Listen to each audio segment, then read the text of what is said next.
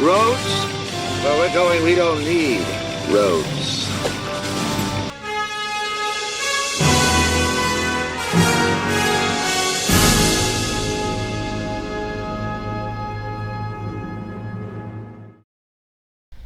Hello and welcome back to our Heritage Open Days video series looking over the life of Preston Brook Tunnel. We pick up where we left off, with steam engines beginning to challenge the horse.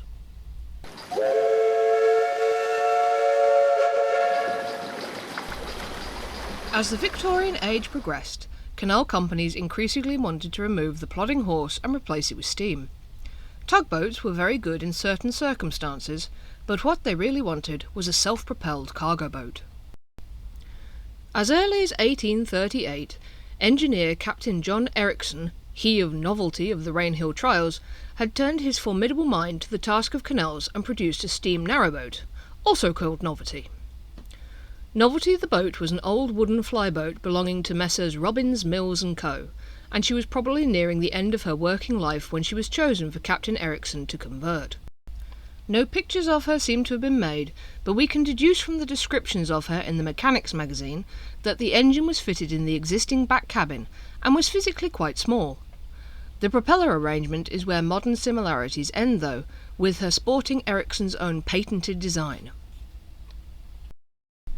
She did remarkably well, loading in London with 11 tons and setting off, straight into a traffic jam. She covered the 247 miles and 166 locks in 6 days, 3 of them taken up by stopping to be examined, admired and shown off. She paused at Preston Brook for coal and water, then made the final push into Manchester. Before she was reloaded to set off back to London, she took a party of gentlemen out for a gallop on the Bridgewater, almost literally on the way back when she came astern of flyboat Wellington, whose crew had no intention of being bested and promptly whipped their horses up to stop Novelty getting past. They held their own for 2 miles before they had to admit defeat. Novelty might have changed the course of canals altogether if her backers' company hadn't been dissolved a few months after her debut. Ericsson's other Novelty also visited the tunnel a decade earlier, having been constructed in London and sent up by Pickford's, getting transshipped at the wharf. The Rainhill trials were something of a hot topic anyway, and a local account noted the passage of the steam carriage caused considerable confusion and debate amongst the wharfmen and locals, although perhaps not as much as the cycloped, who didn't travel by boat but had been built by a man with local connections. With Novelty quietly shelved, it would be another 30 years before steam cargo boats made a proper go on the canals. The Grand Junction Company arguably led the charge with their boats, starting with Pioneer in 1859, but after a spark from one of their tugs ignited the gunpowder carried by one of her own tow, and another one exploded in Northamptonshire, they passed the buck back to what would later become Fellows Morton and Clayton. FMC quickly got into the swing of it, putting their steamers on the flyboat runs and pairing them up with a butty to compensate for the loss of cargo space by the engine. Swiftly coming to dominate the canal system, they came through the tunnel regularly as they headed to and from Manchester. Their presence was not really appreciated at the tunnel, as they didn't need a tow, so they didn't pay a toll, and their passage had to be slotted into the queue when they would cause the least amount of disruption, but they were a sign of things to come.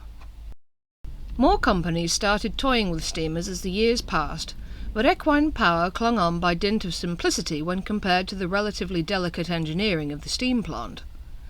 Technology, though, leapt forward at a fairly alarming rate, and almost simultaneously gas engines were given trials at the turn of the century. Duchess did admirably on her trial tour of the canals, but she highlighted the need for a gearbox when her reversing propeller was damaged by some rubbish in the canal. Diesel engines were also being tested, and they would be the winners. In 1911 the Bollinger engine came onto the canals, and thus the age of the motorboat began. Motorboats, like steamers, presented something of a problem to the tunnel. They didn't need to be towed, so they didn't pay a toll, and they were generally faster than the tug and her train, so they were sent ahead. There were still enough horseboats to warrant keeping the tunnel tugs, but they slowly started to become obsolete as the motorboats took over. The tugs were finally withdrawn from service after the Second World War, leaving only their timetable behind. The tunnel keepers were reduced down to one man, who now had to ride his bike back and forth over the tunnel to keep track of the boats, and even his days were numbered.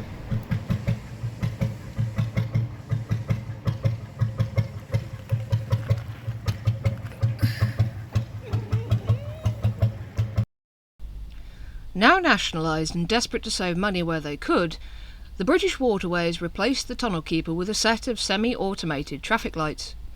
Hidden in the wooden framework were switches that were triggered when the hull of a boat rubbed past them.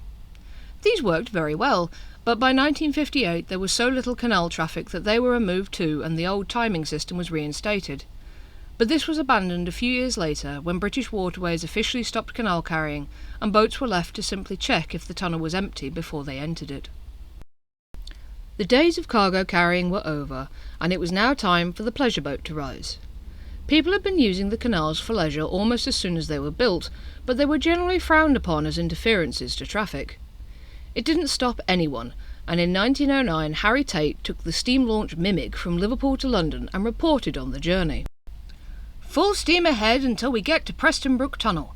Searchlight went out just as we got into the tunnel. Suddenly we hear a grinding noise. All shout, 'It's aground!' and not a soul could see his hand. Noise gets worse.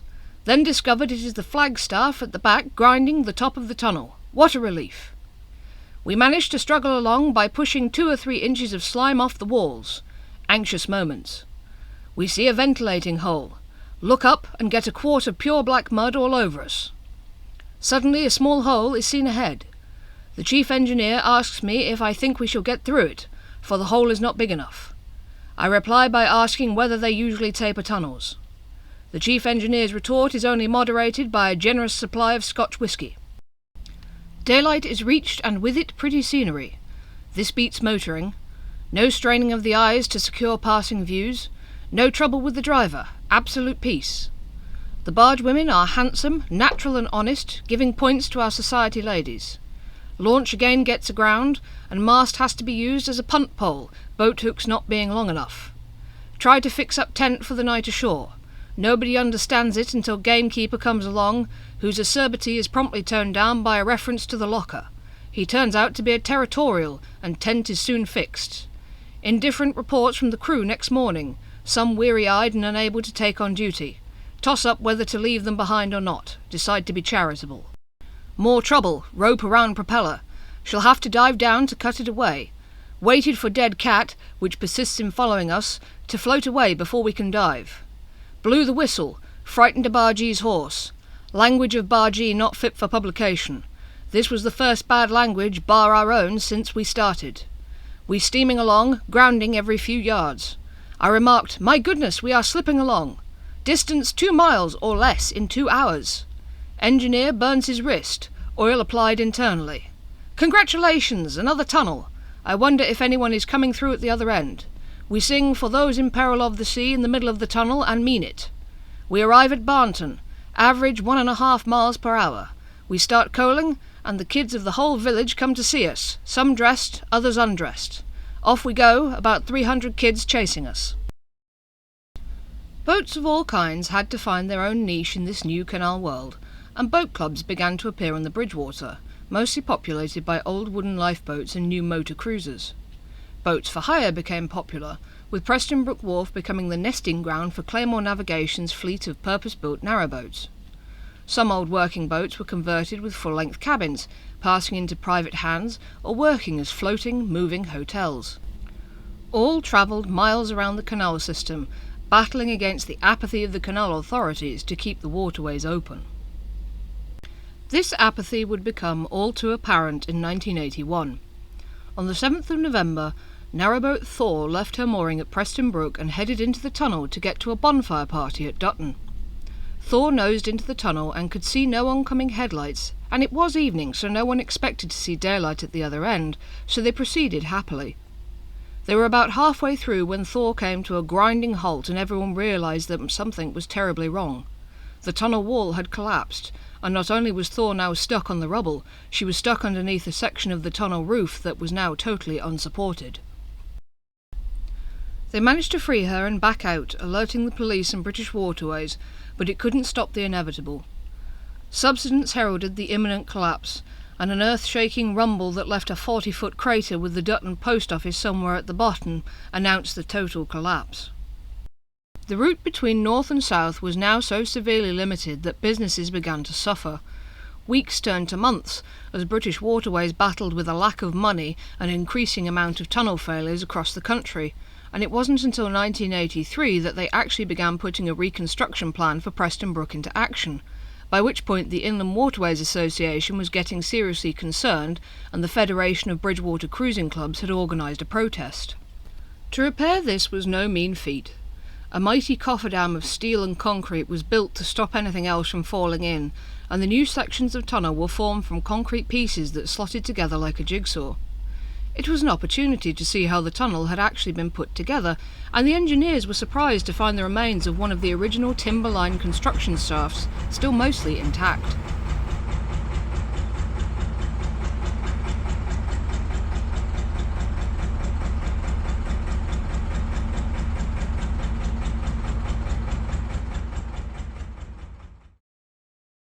On the 17th of April 1984, the tunnel was finally reopened and twinned as part of the celebrations. Our team of researchers tried unsuccessfully to find any details or photos of the reopening, so do get in touch if you have any. The tunnel was back open for business, and hundreds of boats passed through on their adventures over the next few years. But this increase in pleasure boats came with a risk. The tunnel was still operating on the presumption that you wouldn't enter unless you could see the way was clear, and the inevitable happened just 2 years after the tunnel reopened. Despite the risk, it took nearly a decade for British Waterways to reintroduce the timing system, with foolproof clock faces at either end of the tunnel to make sure boats got it right.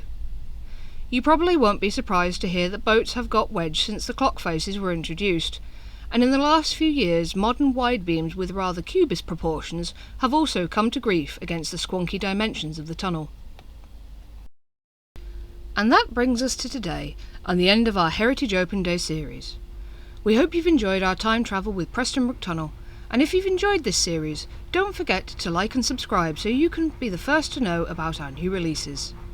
So thank you for watching, and join us again at the weekend for a bonus video to this series, and we'll take you on a real-time trip through the tunnel herself.